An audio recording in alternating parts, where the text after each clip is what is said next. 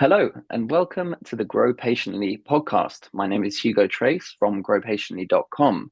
Grow Patiently is a healthcare marketing agency where we help different healthcare companies grow online with anything from websites to SEO and to advertising. Now, we created this podcast because it's an opportunity for us to learn from other people who are doing weird and wonderful, amazing things within the healthcare industry, which is exactly what we're going to do today. And for that reason, we do have a small fee, which is very simple is that if you watch this podcast and you take even just one thing away, something that you enjoy, something that you laugh or you cry about, or something that you learn, the fee is simple. Just tell one other person about the podcast. Now, with that being said, I'd like to welcome Dr. Alan Goldhamer, who is a leading expert in fasting around the world. Now, Dr. Alan, would you like to just quickly introduce yourself? Well, I've been involved with medically supervised fasting for a little bit over 40 years at the True North Health Center. We have had 40 years and 25,000 people undergo fasting at True North. So we've had a lot of opportunity to not feed people and see what happens as a consequence. Yeah, and in summary, from my understanding, you're changing lives. You're helping chronic conditions with fasting, which is pretty remarkable. So before we dive into all of that, I do have this one introductory question, which is that having done the podcast, which by the way, this is our 20th episode. I know it's only at the beginning, but that feels like a milestone for us. So thank you for being the 20th on along the route of doing these podcasts, I had this idea that one day I want to do a podcast road trip, and I'm going to call it. Came up with it just a minute ago. The podcast recommendation road trip. A little bit of alliteration there for you. And so what I do is at the beginning I ask, you're based in Santa Rosa, California. Let's say I'm coming over Yes, to sir. there, and I want to experience the place like the locals do. What do I need to eat, drink, visit, experience to really get a feel for the place? Well, it's interesting because we looked all over the country before we settled on Santa Rosa in 1984. And what we were looking for was not necessarily the best place to set up a business, in this case, the True North Health Center, but the place that we wanted to live, because we realized once we settled in, it becomes very problematic to move. We knew we'd have a lot of employees. We have 72 on-site employees right now. We knew that, once you have a physical plant developed, it's very difficult to make changes. And so we really put a lot of time into looking at the places that had the best weather, the best air quality, where you could grow stuff that was, all the different variables. And the place in the country that turned out to be the highest rated on our assessment was Santa Rosa, California. And it turns out that that decision some 40 years ago was really one of the most important and best decisions that we've ever made because we live, in my opinion, in the best overall place in the country to live. The weather's fabulous. It's a big enough community to have all the amenities that one might want, but small enough that, it's not like living in one of the major metropolitan areas with all their problems and just fabulous opportunity to uh, grow the food we eat and interact with people that are of similar mind. So uh, that's why we're in Santa Rosa, and you really just can't go wrong in Santa Rosa because there's fabulous opportunities for hiking and biking. You're close to the oceans and the mountains if you're into those activities, and it's just a lovely, lovely place. I think all you'd have to do is come and move in any direction, and you're likely to find joy and contentment. That is awesome. I have to ask, what were some of the criteria that you had for your audit of these different places? I can just imagine. Right. Well, we were looking for a place that had a high number of sunny days on average and didn't have extremes in climate. And the part of that is because we're doing medically supervised fasting. And so you want to have an environment that's going to be conducive year round to supporting people going through this potentially intense process. And Santa Rosa has very mild weather. We get snow every 38 years, sometimes as much as an inch. And we have very little extremes on the hot side. It's just a very temperate, very nice climate with a very long growing season, which was one of the other things. We wanted a place that we could afford to get enough land that we would be able to have some control there. We wanted access to international airports, and Santa Rosa has two international airports within an hour, San Francisco and Oakland International Airports. And we also have a local airport in Santa Rosa, which makes access to our facility very, very easy. We're 10 minutes away from the Santa Rosa Airport, which is a small airport, but serviced by major airlines like United Airlines and American Airlines. So it makes it possible because about 15% of our patients come from out of the country, and over 50% come from outside the state of California. And even the ones in California, half of them are coming from Southern California. Because it turns out there's a lot more people that live outside Santa Rosa than live inside Santa Rosa in the world. And because Yeah. we do draw the whole world for our rather unique medically supervised water-only fasting, we knew that we had the luxury of locating at the place, we wanted to live rather than a place that might be convenient to people within a 5-mile drive or something like a typical medical practice might consider. Mhm.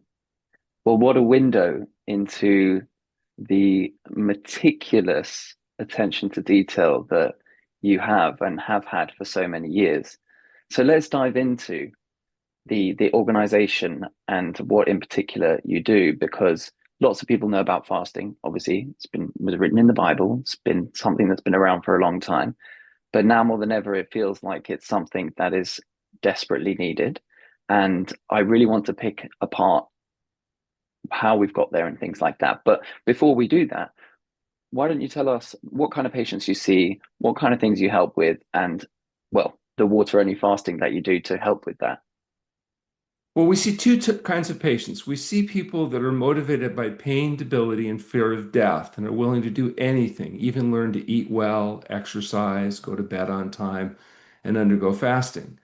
It's not just Moses, David, Elijah, and Jesus that fasted up to 40 days, but also 25,000 people that have undergone fasting here at True North Health. And medically supervised fasting is just that. It's the complete abstinence of all substances except water in an environment of complete rest under direct medical supervision. In order to determine if a person's a good candidate for fasting, the first thing to do is review the medical history, do a physical exam, and get some lab work done to make sure there's not any relative or absolute contraindications and that they have a condition that's likely to respond well to fasting.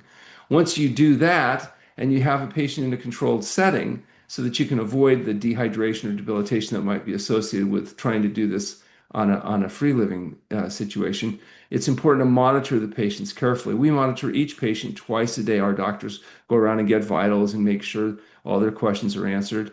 And then perhaps the most important part of fasting is recovery. It takes about half the length of a fast to properly recover. So a 20-day water-only fast would require about 10 days of progressive refeeding. By doing this appropriately, where you start with less concentrated, go to more concentrated foods, avoiding the health compromising foods like the animal products and the ultra processed foods, the oil, salt, and sugar, etc. You can ensure that the person's microbiome, for example, regrows a normal type of microbiome, a healthy type of microbiome, rather than the ones that are living in the guts of most people that are living on greasy, slimy, fatty, dead, decaying flesh, ultra processed foods and the things that cause the problem to begin with. So we want to refeed carefully. And during that time, we provide what we call education. It's really kind of modified brainwashing. It's basically getting people motivated to adopt the diet and lifestyle habits when they go home so that they maintain long-term success and make us look good. And so the point is you make sure a person's a good candidate, you make sure they rest and are monitored properly during fasting, and then you make sure they recover properly, refeed, to accentuate the changes they're going to be taking for the long term. The conditions that respond best to this approach, not surprisingly, are conditions associated with dietary excess. So obesity, high blood pressure and cardiovascular disease, diabetes, autoimmune disorders, and some forms of cancer like lymphoma. And the reason is those are conditions that are all caused or aggravated by dietary excess. And what fasting does, it allows you to get rid of the consequence of dietary excess, not just the fat, but more importantly, the visceral fat. Visceral fat makes up about 10% of the fat on most people's bodies. It's hypertrophic, it's hyperplastic, it acts like a tumor. So if you have 20 pounds of excess weight, you may have as much as 2 pounds of fat in the form of visceral fat that is like having a 2 pound abdominal tumor, giving off inflammatory products that leads to heart disease, diabetes, autoimmune disease, and cancer. And what's weird is those different conditions, which are the leading causes of death and disability, are treated as if they're unrelated, independent conditions to the point where you have to go to a different doctor even to be diagnosed or treated with those. You see a different doctor for cardiovascular disease than you do for cancer or for autoimmune disease, as if they're completely unrelated conditions. And in our experience, what's really going on here is you have dietary excess that leads to fat, that leads to visceral fat, that leads to inflammation. And then, depending on the person's genetics and unique history, will manifest as one or more of these common diseases of dietary excess. Those are the conditions that reverse with fasting. For example, high blood pressure, the leading contributing cause of death and disability. We did a study we published with 174 consecutive patients with hypertension, and 174 people were able to achieve normal pressure without medication. We have the largest effects that have ever been shown in the scientific literature treating human beings with hypertension, with an average drop of 60 points in stage 3 hypertension.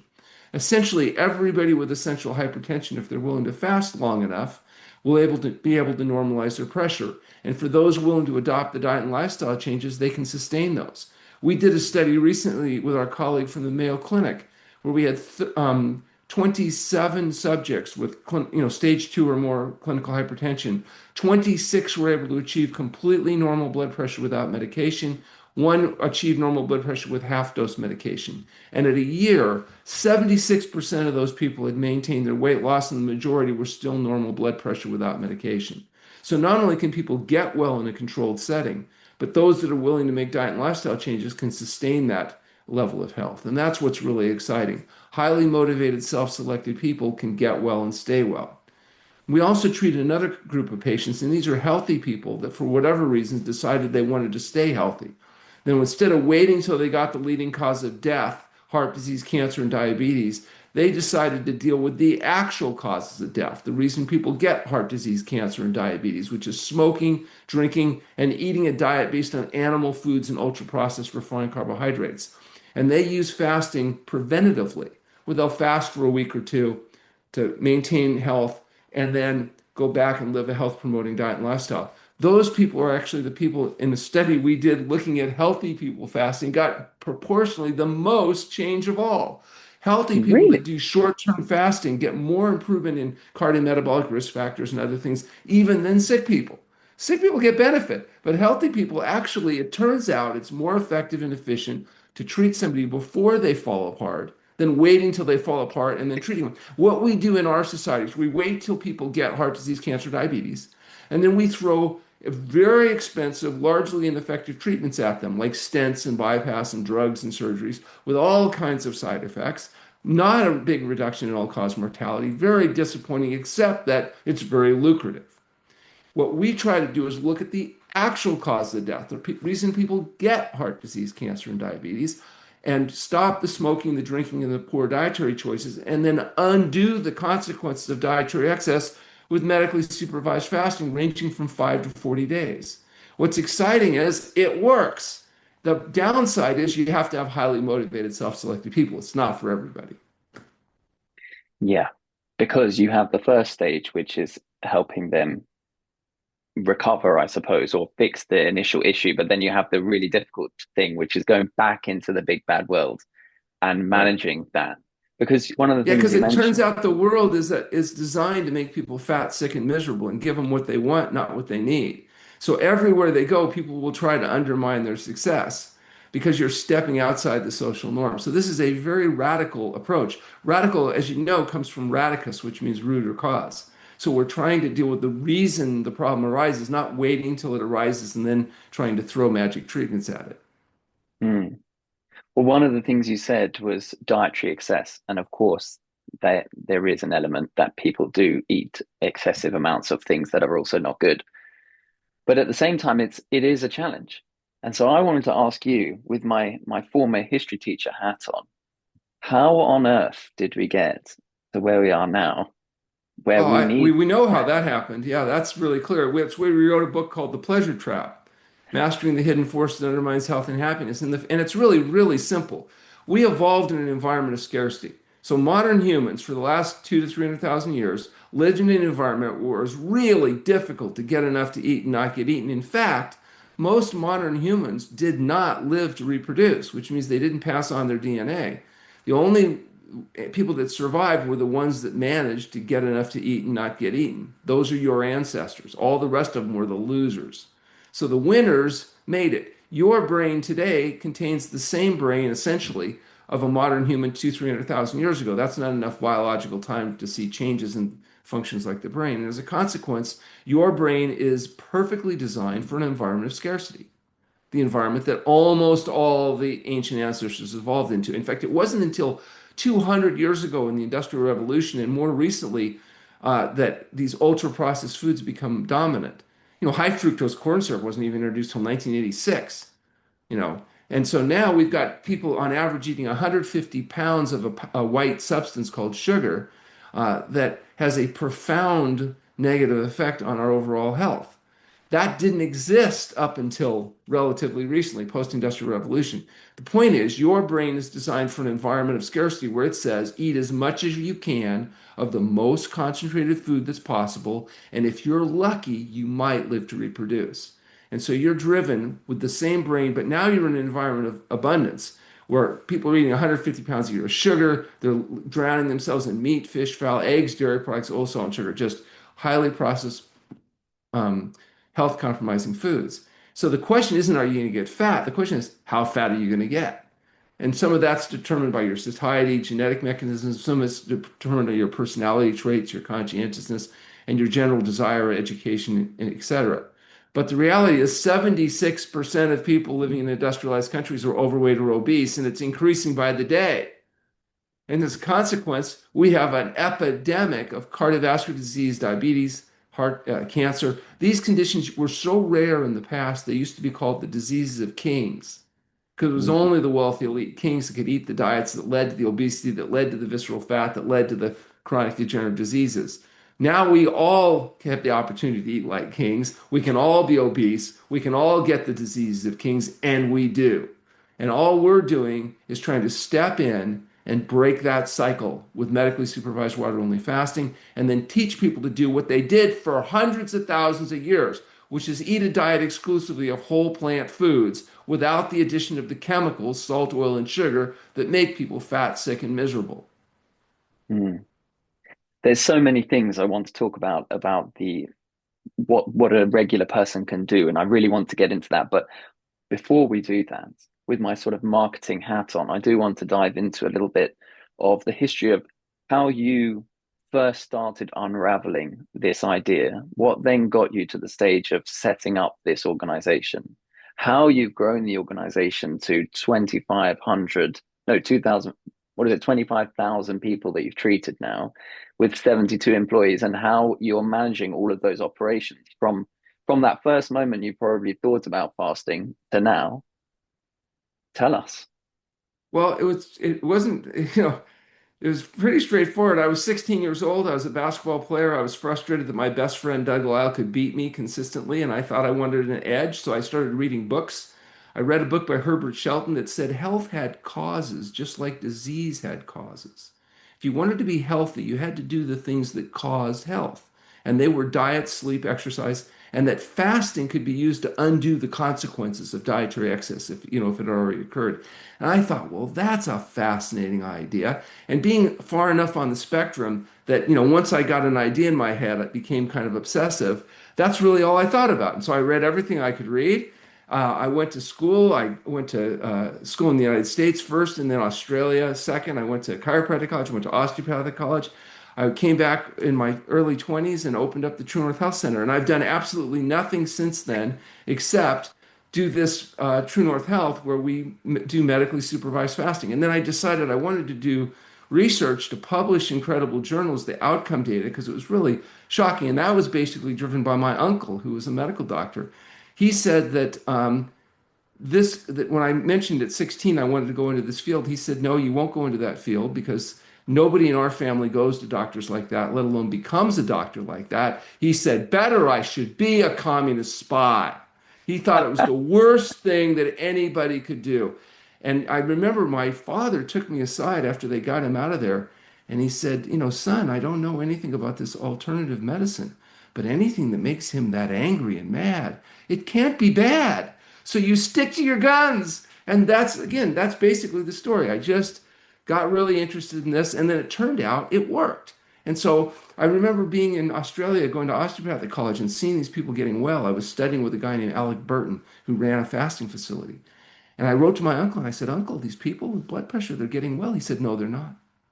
I said, Uncle, I'm here. I'm taking their blood pressure. He says, You don't know how to take blood pressure then. He said, I've been in practice for 50 years and they never get well. So I thought, I'll show him. I'll come back. I'll do a study. I'll show him. Come back. We start doing the study. We're collecting data. He won't look at it. He won't talk to me about it. He won't have anything to do with it. He says he's not going to waste his time until it's published in a peer-reviewed journal. Okay. So finally, with the help of T. Colin Campbell from Cornell University, we get our paper that we've collected, these 176 consecutive patients, accepted in a peer-reviewed journal. 2 months before the journal article actually came out, my uncle had a massive cardiac arrest and died. My mother swore he died just so he wouldn't have to admit he was wrong. I think he died because he ate too much kugel and kreplach and blintzes, and yeah, we'll never know. So really, what we've done is we've gone about treating patients, and the patients that get well, it's very startling to their physicians because many of these doctors have never seen anybody get well. With high blood pressure, for example, the doctors will tell the patients, look, you take these pills. Yes, they have some side effects, chronic cough, fatigue, impotence, and even death, but that's the best we can do, and you're going to never get well. You will be sick the rest of your life. You will be on these medications forever. Our experience is very different. Do the fast, get off the drugs, adopt the diet and lifestyle, and you can maintain normal blood pressure. And we've done it, literally thousands of times. So, and we've published a number of papers, including, prospective studies showing that this approach works. It also works in diabetes for the same reason. Type 2 diabetes is caused by insulin resistance. Insulin resistance is caused by the diet that makes you fat. It works in autoimmune diseases where the body attacks itself, like rheumatoid arthritis, ulcerative colitis, ankylosing spondylitis, asthma, eczema, psoriasis.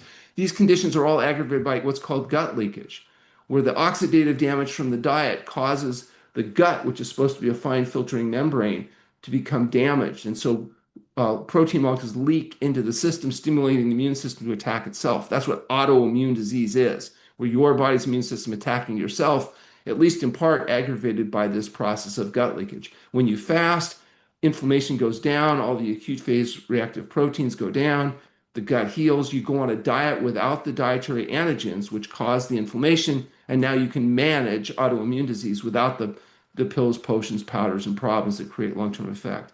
And in the case of cancer like lymphoma, we've published a case report 10 years ago in the British Medical Journal showing this first client was a patient with stage 3 follicular lymphoma, 21 days of fasting, got significant improvement, follow-up CT scan 3-year, and now we have 10-year follow-up data showing cancer-free state. As a consequence, we've done a case series, a number of these patients, some with even stage 4, showing improvement in resolution. And now what we're trying to do is set up a clinical trial so we can use random assignment to condition and all the rest of it. But the point is, for the conditions that we're treating, we've got solid data showing that this can be a safe and effective experience. Again, the limiting factor is you're not curing anything, you're managing it. You can't cure obesity. You can get rid of the fat, you can keep it off the rest of your life, but if you go back to eating greasy, fatty, slimy, dead, decaying flesh, it's coming back. Because you're not curing obesity, you're managing it with diet and exercise. You're not curing cancer, you're managing it with diet and lifestyle changes. You're not curing hypertension.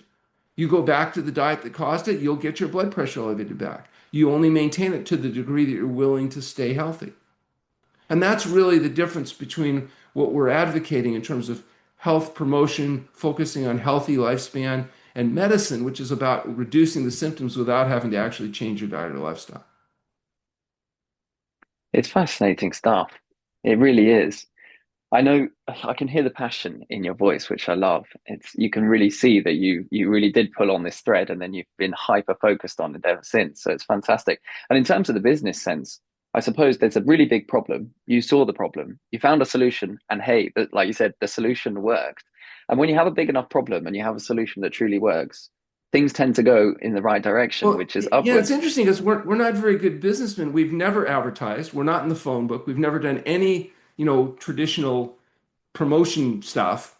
What we have done is turn people out who go back to their doctors who go, what the hell happened? And then send us other people. And now more recently we've written books, and books can be very helpful because people read the books like Can Fasting Save Your Life, and they think, oh, that makes sense. They share the book with their doctor who says, yeah, we'll give it a try, and that they'll come in. We also have been on some podcasts, and it turns out if you want to talk to a lot of people, it's not going on network TV or something, it's going on podcasts. And so, we've had literally millions of people that have viewed our podcast where we share our outcome data. And that has translated into, significant exposure. And now we have an 85 bed inpatient facility that stays full by virtue of the fact that people are getting better and sending in other people. And we still don't do any marketing or research or really have any great knowledge about how that all is done. But the new technology of websites and the internet and all of this has really benefited us because we do draw the whole world. And so when we are able to get exposure to the whole world and not have to, spend bundles of money in order to be able to do it, we can afford to keep a very low price point. Like we charge less for people to go through this program than they would at a hotel. So for 209 a night, they get their medical care, their room, their board, their meals, their fasting supervision, all the education and all that. So now a person can actually afford to take some time and do it.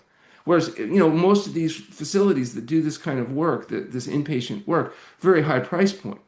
And because Mm, it's not typically covered by third party, insurance and whatever, people can't afford to stay long enough or do what it takes to get well. So I think our key has been keeping the price point low enough that people can actually do it long enough to get well, and they can come back if they need to, and you can make it more accessible.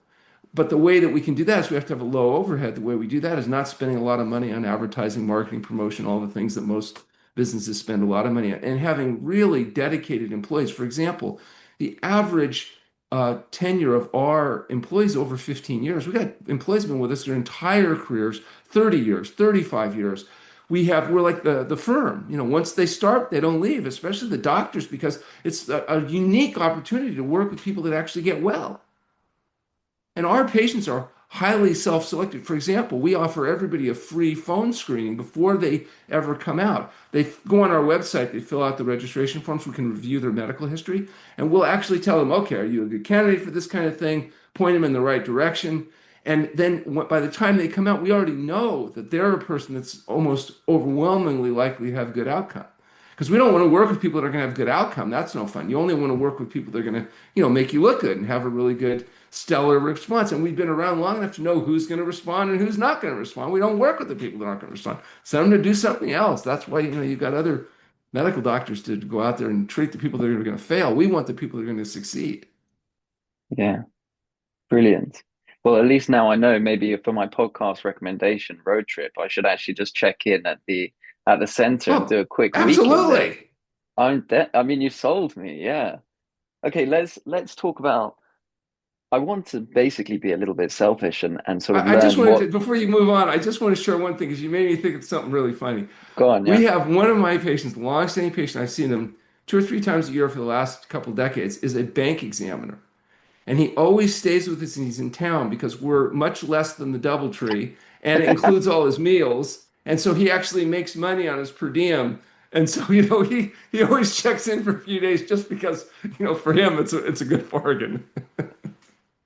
Oh, brilliant. Well, I suppose it's what some hotels, the spa hotels are trying to sell that, you can come and have a lovely stay and we'll cook you great food. And also you'll leave feeling transformed or well. And then in reality, in your one, that you actually walk out like that. So, okay, I know that you have quite an interesting projection, shall we say, of what the future is looking like for us. And I think you mentioned it's looking like it could be pretty dark. I suppose I'm interested to know how bleak is that looking? And maybe as we get to the end of how bleak that is, what small things can people potentially do to try to, ward that difficulty off, those bleak moments off before it comes? I don't have a lot of good news for you there. If you look at the trends, if you just look at the health trends and there's pretty well-defined curves.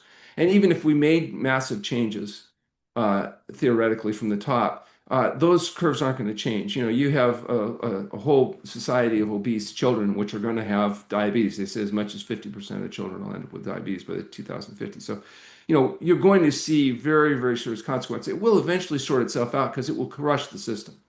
You know, the current model of healthcare management cannot be sustained with this geometrically increasing proportion of obese, sick people. So it'll crush under its own weight at some point. You'll have a big healing crisis, and hopefully people will sort it out, probably with a smaller population than we're maintaining today. So I think that the future curves are probably not going to change. Can people individually get out of that? Absolutely. You know, that's why we've written two books, The Pleasure Trap and Can Fasting Save Your Life, to give people a roadmap that they can use to individually, you know, change that curve and affect their healthy lifespan. And it's profound and it works very consistently and predictable. But it's not likely to be generally adopted because people make money selling the pleasure trap, give people what they want, not helping people escape the pleasure trap. That's not interesting, romantic, or profitable. And so I don't think that the generalized future is very bright. I think that the ability of an individual to stay healthy and make the last 20 years of their life the best instead of the worst is better than it's ever been. So for those people that have access to the information and have the discipline to be able to make some diet and lifestyle changes, life couldn't be any rosier than, I mean, it's rosier than it's ever been before. But for those people that are not interested or able or capable of being able to discern that, I think you can pretty well see what the future is going to be just by looking at what the past and present is. And those curves are, I think, basically going to continue along. Pretty terrifying. Basically, we'll all just crumble under our own weight in two ways. Firstly, the weight, and secondly, in terms of the weight of strain on the healthcare services. Pretty terrifying stuff. So, okay, let's say I want to get that extra, 10% improvement. I think I'm a pretty healthy person. I'm not amazing. I do eat some rubbish, and generally I try to eat healthily. I do exercise and try to manage my stress, and I try to sleep well, all these kind of things, spend time Right. in nature. What do I need to do next? Do I need to just make sure Right. that every Monday I hammer out a 24-hour fast, for example? No, I wouldn't recommend that. What I would recommend you do are the following. If you do these following simple steps, you will be able to get a significant percentage of the potential benefit that's available. Number one, stop eating 3 to 4 hours a night at 3 to 4 hours before you go to bed at night. So if you're going to go to bed at 10 o'clock, you stop eating after around 6 o'clock at night. So that's going to give you a 12-hour fast every single day. And 12 hours of fasting every single day with a 12-hour feeding window is thought to have significant benefits. You induce a lot of these benefits associated with fasting a little bit day after day after week after month. And then during that 12-hour feeding window, limit yourself to an exclusively whole plant food diet that's SOS free. SOS is the international symbol of danger, but it stands for the chemicals added to food that make people fat, sick, and miserable. And those chemicals are salt, oil, and sugar. Salt, oil, and sugar are not food. They're hyper-concentrated components found in food that are added back to food to artificially stimulate dopamine in your brain to make food taste better. And the tasting better is real, and the overeating that goes along with it is real. It's very difficult to sustain obesity if you take the salt, oil, and sugar out. For example, bread that has 1,500 calories a pound before you turn it into a butter boat by spreading coagulating cow pus all over it is a food that stimulates obesity. Well, but if you take the salt, oil, and sugar out of bread, you get a different product that's called matzah, which is punishment on Passover. And nobody's getting fat eating matzah because it's not that appealing. The wheat and the water are a carrier agent for the salt, oil, and sugar. If you take beef and boil it and start gnawing on it, you're not going to be that interested.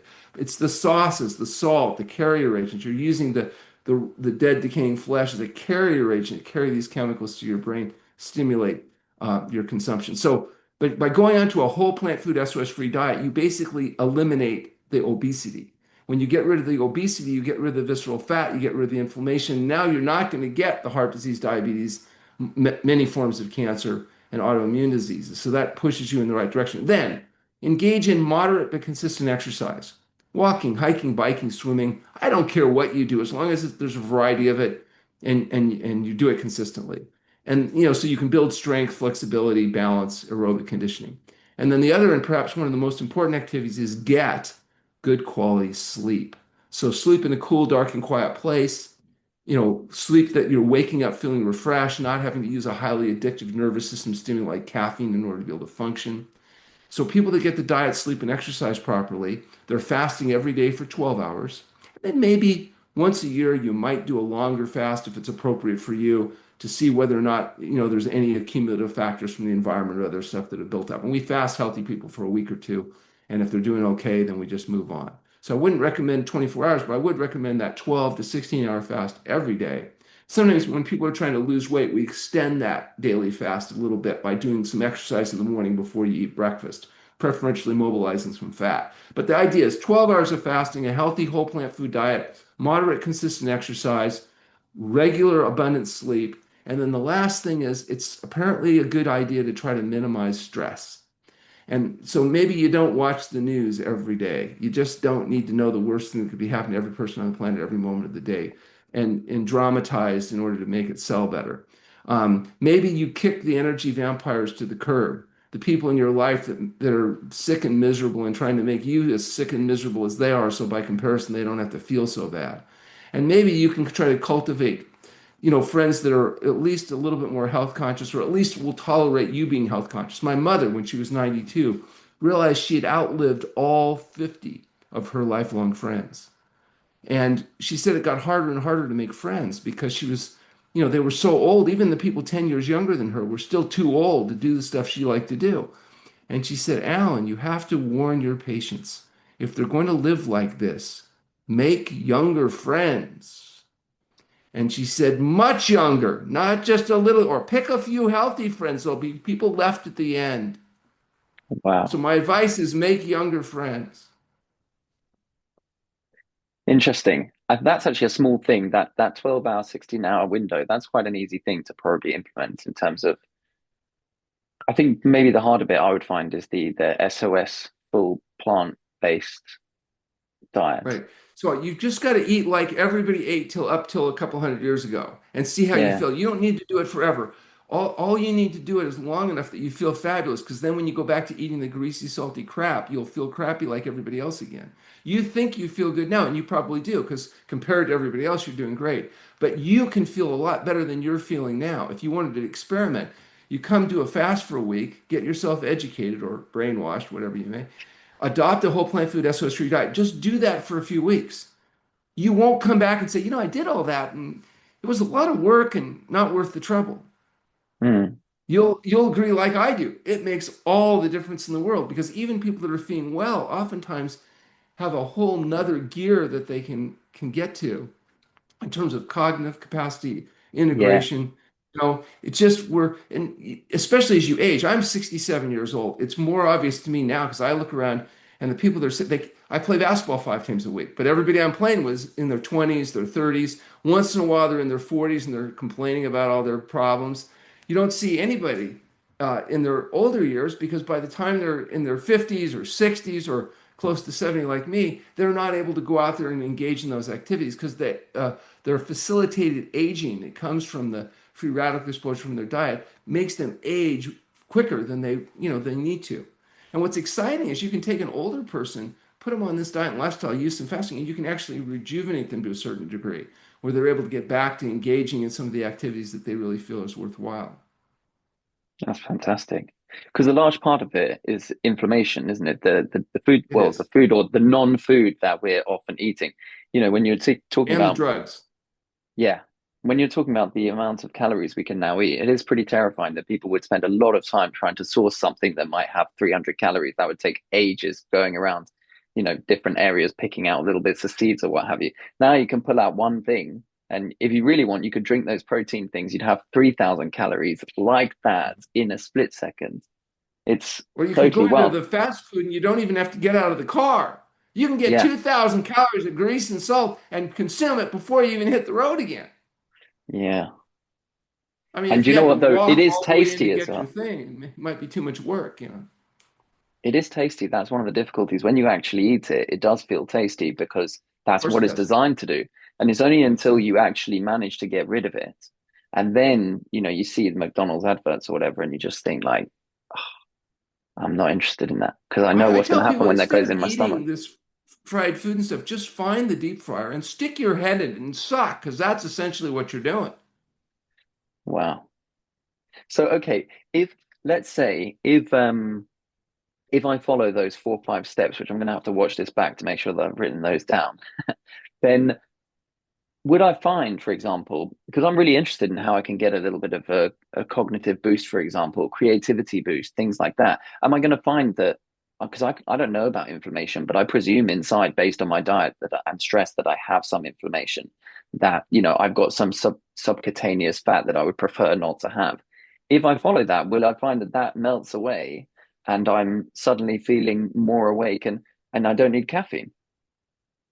Well, yeah, absolutely. Because one of the things we do is we withdraw people from highly addictive nervous system stimulants like caffeine before they fast. And after fasting, they find they can wake spontaneously feeling refreshed. It's a whole different. I've got patients actually that come in and the only time they work is when they're fasting. I've got a screenplay writer who comes in, does a fast, writes the screenplay. He's not always as diligent as he should be the rest of the year, but that's when he can function the best Wow. cognitively. And so it's a bizarre thing because he comes in and that's why he's doing it. It's not that he's particularly interested in promoting health. It's what he's particularly interested in doing is getting another movie that sells like the other ones he did when he was fasting. So, he basically stumbled across it. He had some health issues while he was there. He wrote what became a very successful movie, and now since then, now that's he's just repeated that. That's incredible. It's sort of the opposite of Jack Kerouac. You remember he wrote that book where he was taking all of those drugs and then wrote almost, in my opinion, Right. a long stream of sort of subconsciousness that came out. He's done the opposite. Amazing. So, yeah, so wow, it really is incredible to think um, that these small things can make such a difference. How do you actually get those people?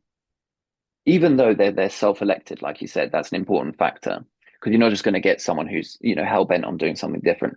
But how do you get them to go away and, to the best of their ability, maintain what it is that you've instilled in their brain? Well, this is the big challenge, and part of it is the kind of people willing to do fasting and do this stuff are tend to be highly conscientious, much better candidates than maybe the average person off the street. And so we're starting off with people that are, motivated in that response. A lot of them don't want to die. So, they've got serious problems. They've already been told the limitations of the medical report. They don't like the side effects from the treatment. They don't like the impotence. They don't like the fatigue. They don't like the chronic pain. And so that's motivating. And then when they get well, they feel it's like a miracle because they've had something change that they didn't think was possible because they were told nothing could be done. And what do you expect at your age and all that? And so now that's motivating. And then when they go back to trying some of their addictive behaviors, their symptoms come back because they're not cured, they're managed. And then they realize, oh, I have to keep living healthy to be healthy. That's very reinforcing. Sometimes we have to lock them back up, kick them in the butt again to get them to get the cycle around. But also, we get a lot of these very healthy people, oftentimes competitive athletes and others, that are really looking for maximum either mental or physical performance. And fasting has been used since the ages, to affect not just health, but also mind, spirit, and body, because it does change how you feel about yourself and the world around you. You can't help it. We are coming from a physical health standpoint. We are not spiritually driven. We don't know how to get into heaven. We're not teaching people any. We're just trying to get healthy people to stay healthy and get sick people healthy again. But then you can't help but notice it has a pretty profound psychological effect on people, that experience of going through this process. And I think sometimes it's just a lot of our patients, the only time they've really had a break is when they come to True North and then they go through fasting. It's a very profound, not just the fasting part, but just getting away from all the stimulation and all the, negative energy and whatnot. And they're just in a supportive place where they can really focus on themselves, their health, and watching not only themselves, but everybody around them getting better. It is pretty remarkable when you see people that have had these multi-year problems and they're unwinding. If you look at our data, if you go onto our website at healthpromoting.com and look at the studies, people have had 18 years of plaque psoriasis, and in 3 weeks, it's gone. It's like, very hard to just discount that. And particularly when you see it, we've been publishing studies in major peer-reviewed journals, It does shake people up. And right now, fasting has gone from being criminal quackery to cutting edge research. In my lifetime, I've watched it make that transformation, in part because I think of the power of the internet, because people Mhm. have been able to hear about this stuff. You would never get stories like this discussed on network TV. It's just not, it's just not going to happen. But the internet is such a um, powerful tool that democratizes information exposure, that now all of a sudden people that have these kind of sound like crazy experiences are able to communicate that. The difference with us, I think, than some of our colleagues is that we're actually making a concerted effort to publish in the peer-reviewed literature.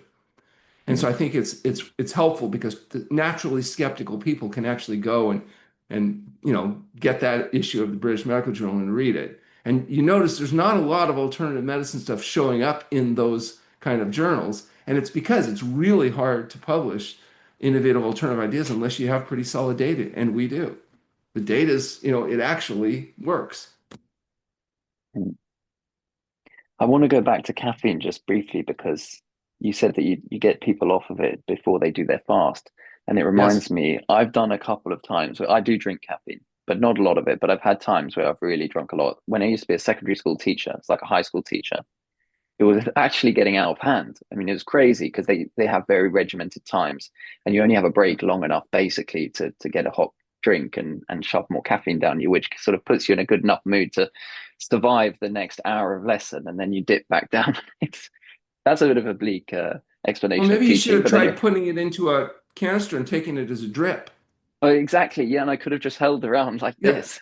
Absolutely. But it's a It probably highly would have addictive worked. nervous system stimulant with a 7-hour half-life. It is a powerful and nasty drug. The fact that we allow children to be exposed to this through their colas and their chocolates, I think, is really bordering on criminal. It's just really, really unfortunate. And people are addicted to In fact, they used to put cocaine in Coca-Cola, but they That's found a what I better heard. drug Yeah. and they use caffeine. It's far more destructive than people realize. And you always can tell when the time for drugs is diminishing is when they start trying to advertise them as health food. They were trying to do that with alcohol for a while, trying to pretend that, the resveratrol in red wine was going to somehow help your health. And now we know, in fact, that alcohol is essentially cancer juice. That would be a better term for it. It's really just a question of how high do It's you want your literally risk for cancer to poison. be. Yeah, Yeah. and the same thing's going to eventually come up with caffeine. People understand how much it disrupts sleep quality, which affects energy, how irritating coffee is, for example, the digestive tract, and what happens to the microbiome. The rebound effect of being addicted to a drug. Like, for example, if I say don't drink coffee, cut cold turkey, people get severe headaches and withdrawals. If we say don't eat carrots for a week, you don't care, it's fine. But Mm. caffeine is not a food, it's a drug, and it's a drug that should be, in my opinion, eliminated. Well, that's what I was going to say is that I've had a couple of occasions where I've gone cold turkey and it was absolutely horrific. Because I've smoked Heroin too, cigarettes by the since, way. yeah, I've not done that one, but like I used to smoke Yeah, no, cigarettes, things like heroin that. withdrawal is very uncomfortable. So is caffeine withdrawal. All Yeah, addictive drugs. it's Alcohol's crazy, not but much fun either. no, but the But you know the how the you can caffeine one, minimize I the was addiction for surprised. nicotine? Nicotine withdrawal isn't very pleasant, but we do a fabulous job with fasting. By the end of the second day of fasting, most smokers have no cravings.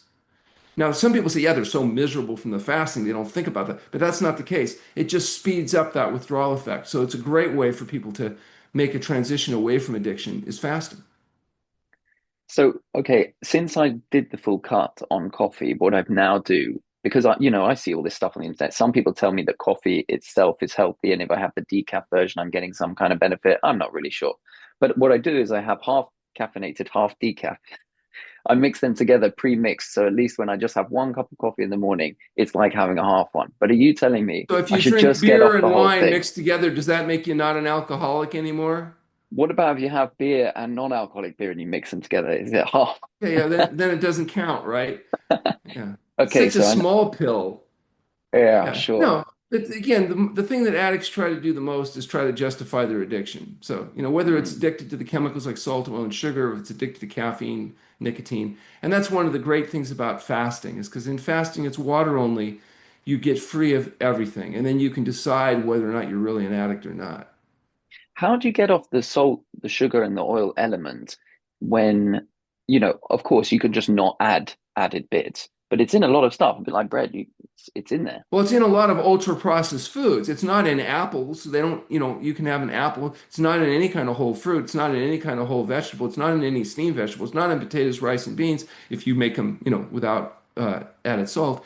And as a consequence, if your diet is exclusively whole plant foods, if you get up in the morning and you're having oatmeal and fruit and you're having salad and steamed vegetables, potatoes, rice, and beans, there doesn't have to be any added salt. I don't add any added salt. If you're eating other people making your food, whether it's at a restaurant or ultra processed packaged food, yeah, of course they're going to put salt in it because highly processed foods don't taste good on their own. They're just carrier agents for salt, oil, and sugar. You're Yeah, it's just like a piece of fooling your cardboard. brain as using these carbohydrates or animal products as carrier agents to deliver these chemicals to your brain. That's why 76% of people are overweight or obese because they're eating those highly processed foods. There is no obesity in people eating exclusively whole plant food diets. Of course, I guess. Yeah. Interesting. You What can't about, sustain obesity unless you fool the brain. There's no obese animals eating their natural diet unless they eat our ultra processed foods. Even whales are only 9% body fat. They're lean, mean machines. They just happen to wear the fat on the outside of their body. They're still overall low percent body fat. It's only animals and that are given access to ultra processed foods that can sustain obesity. Obesity is a very unnatural, very dangerous state. I think And of when you course, we don't said, even admit that. We can't even call obesity a problem. That's blaming the victim. It's politically incorrect. You might get a check mark on your YouTube. It's like, no, obesity is the result. It's not a weakness of the person. It's a result of fooling their brain with chemicals added to their food that are designed to do that. We hmm, supersize the people because we gave them the chemicals that have that effect. It works. If you do it to birds, for example, they'll get so fat they can't even fly. You put salt, oil, and sugar in their food. You give it to rats, they'll gain 49% of their body weight in 60 days. Isn't wow, that psychological? This isn't mommy rat didn't love him enough or daddy rat loved him too much or they had to go to work. It's biological. You put these chemicals in their food and they overeat. That's what happens to people too. You take the chemicals away, the fat goes away. This is not rocket science. It's very predictable, it's very reproducible. The only thing about fasting is it happens quickly. People undergoing medically supervised water only fasting lose a pound a day. What's interesting, if you take a male and like you, relatively normal weight, etc., fast them thank for you. 2 weeks, they will lose 10% of their body weight, 20% of their total fat, 40% of their visceral fat, and 6% of lean tissue. If you follow that person at 6 weeks, they'll have all 6% lean tissue replenished and then some, so that the percentage of their body from lean mass is actually higher than it was before they fasted. But the fat loss continues. Those statistics are remarkable. That And really there, is. we published that data. It's, you can go to our website, truenorthhealth.com, download the studies. You can see the data. We used the DEXA scanner. We did it really well. It was published in a major journal. I love the idea of your book, The Pleasure Trap, which I'd recommend everyone has a look at. We'll talk about it again at the end, just so we give it clear to you. But yeah, the pleasure trap idea that you got trapped in this pleasure cycle. But I love the idea that with the people that you're helping to escape that, you're almost giving them a pleasure trap in reverse because you've got off the cardboard that you're eating full of all the nonsense, and then you're feeling great. And then when you don't do it, you start feeling bad, and then you're thinking, "Oh, get me back to that good feeling." But yeah, I wanted to ask about there's all these different diseases that you've already mentioned that you could help, or that are already proven to be helped by fasting. And I was wondering, what about some of the mental health issues that people are experiencing? Is Yeah. that something that's in any way? Because I'm thinking if it's going to cognitively give me an increase in creativity, for example, or clarity or whatever, could it possibly also, feel good, think good, all this kind of stuff? Where do you sit there? Well, we actually treat a lot of patients that are suffering from anxiety and depression or using serotonin uptake inhibitor medication. If you read the book, Anatomy of an Epidemic, it's a little paperback book. It's very well done by a research investigator. He makes the argument that we've created an epidemic of debility around anxiety and depression through the use of serotonin uptake inhibitor drugs like Prozac. In 1986, when those drugs were introduced, the likelihood that an acute depressive episode that somebody may have would result in disability was 5%, 1 in 20. Today it's 60%. And the reason is these drugs deactivate the D2 receptors in the brain. So when you try to withdraw them, you get acute anxiety and depression, which is great if you're a drug pusher because you have to be on those drugs the rest of your life. They weren't designed that way. They weren't promoted that way. They don't work that way. They were promoted under the premise that you got depression because of a dopamine deficiency or serotonin deficiency. And it turns out there's no difference in serotonin levels in depressed people or not depressed people. The whole thing was a fraud. And most dopamine and serotonin, interestingly enough, are produced in the digestive system, not in the brain. So it's not surprising that diet has a profound effect on your dopamine and serotonin levels. But that just giving you something to stimulate more serotonin, for example, doesn't solve this problem. And that the treatment for anxiety and depression is not effective long term. And that book cites the literature. You can pull the studies. It's really quite revealing. What we do is we get people off the medication, undergo medically supervised fasting, then modify their diet and lifestyle to reduce the overall stress, improve the nutritional medicine, and many of them are then able to stabilize and feel better off the meds than they ever were on the meds. The problem is, though, you sometimes have to reduce the stress levels for people in order to allow them to thrive. If they drive 2 hours a day to a job they hate at a company they despise, working with people they detest to make a product they don't believe in because they think they're unhappy because they have a short-term pleasure-seeking, self-indulgent behavior deficiency, they're not going to be successful. No amount of cocaine gets people happy. You know, happy cocaine will stimulate dopamine production. They'll get a lot of pleasure, but they won't get happy. This happiness is more associated with serotonin balance. So the point is, what increases serotonin? Sleep, exercise, effective interpersonal relations, not drugs. And so, including antidepressant drugs. So, our contention is that long term antidepressant drugs are not effective at helping people get healthy and happy. And they are potentially debilitating when they're used for long periods of time. And you have to be very careful in withdrawing them because the sudden withdrawal of those medications can result in acute depressive or anxiety episodes. And so that's where inpatient care like at True North can be helpful because we can do it over an adequate period of time, do it slowly and gradually so that people can actually get free of their addiction to these drugs and actually live a healthier and happier life.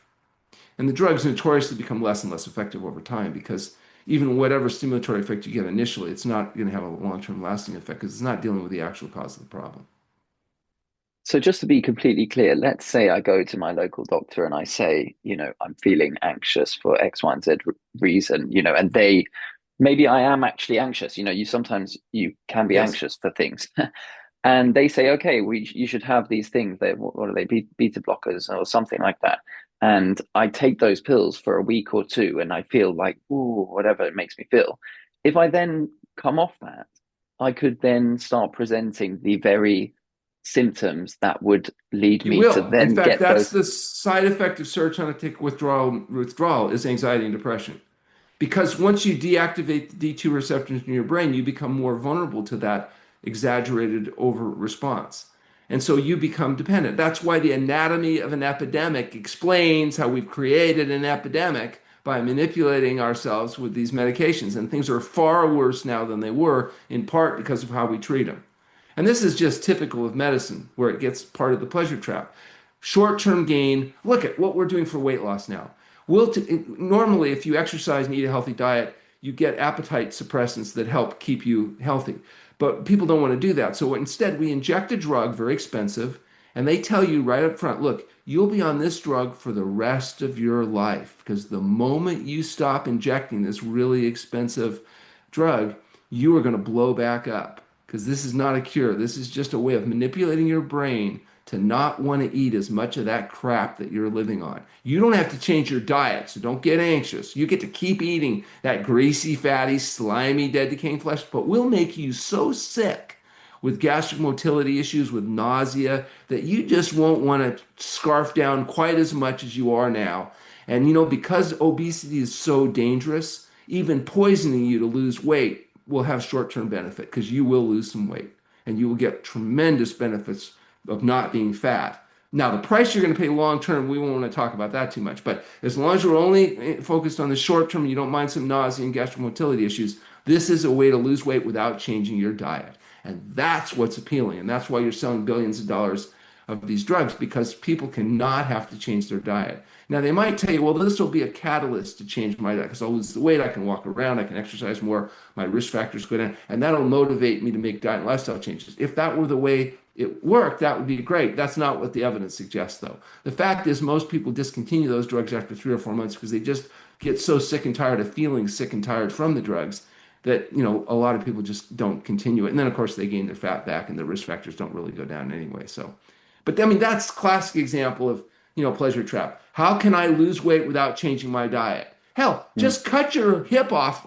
right, your leg off right at the hip. 40 pounds overnight. Great. Take both legs off. It's 80 pounds. That would be the quickest way to lose weight. Maybe not a good long-term strategy because you'd have to wear those prosthetic devices and there might be some disadvantage to that. But hell, if we're only going to worry about short-term weight loss, lots of things you can do a lot easier than the things I'm suggesting.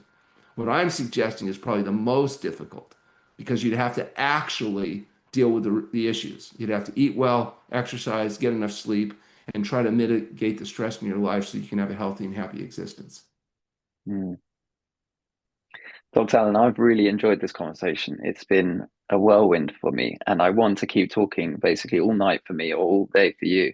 But I'm going to ask you one last question, which is that if you could go back to the young Dr. Allen, who's 16 and first picks up that book or first gets that edge over his friend for basketball, and you just can land there and you suddenly see them, you can give them one piece of advice. And caveat, it's not allowed to be, buy Bitcoin in 2010 or whatever it is.